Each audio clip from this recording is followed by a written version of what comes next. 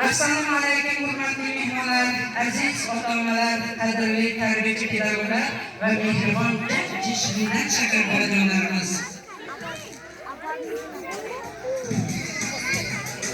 Bugun bog'chamizda yozning eng shirin va eng quvnoq bayramlaridan biri Tarvuz parti, ya'ni tarvuz sayliga xush kelibsiz.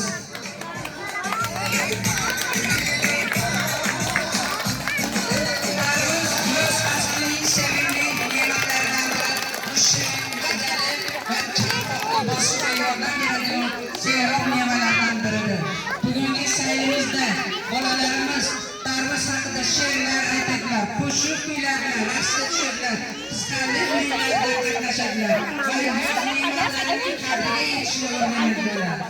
Qani aziz bolajonlar, saylimizni boshlamizmi? Tarvuz ahamiyati haqida. Tarvuz parti, tarvuz sayli bolalar e'tibor berasiz. Tabiat ne'matlariga mehr va ehtiyotkorlik munosabatni, mehnat qilgan insonlarga hurmatni, meva va sabzavotlarni qadrlashni, sog'lom ovqatlanish haqida dastlabki tushunchalarni, milliy urf-odat an'analarimizga qiziqishni, jamoada do'stona munosabatda bo'lishni shakllantirishga xizmat qiladi. Bugungi tadbirimiz maqsadi bolalarga yoz fasli, tarvuz va boshqa poliz ekinlari haqida yoshiga mos tushuncha berish, tabiat ne'matlarini qadrlash, sog'lom ovqatlanishga qiziqish uyg'otish hamda qo'ng'iroq musiqiy harakatli faoliyat orqali bolalarning ijodiy qobiliyatlarini rivojlantirishdir.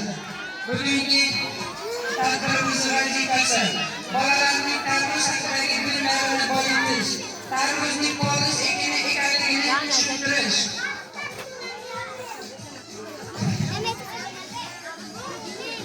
meva va sabzavotlarning inson salomatligi uchun foydasi haqida dastlabki tushuncha berish, bolalarda tabiatga mehr uyg'otish, she'r, qo'shiq va raqs orqali nur va ijodiy qobiliyatni rivojlantirish, harakatli o'yinlar orqali chaqqonlik va jamoatchilikni rivojlantirish, milliy saylar va xalqona an'analar haqida tushuncha berish, bolalarda bayramona kayfiyat va ijobiy emotsiyalar hosil qilish.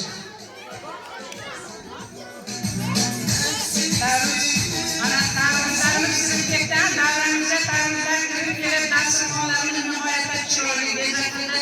Bolajonlarimiz, tarbiyachilarimiz tarvuzlardan tarvinlar, sharbatlar tayyorlashdi. Mana birgalikda kuzatib davom ettiramiz.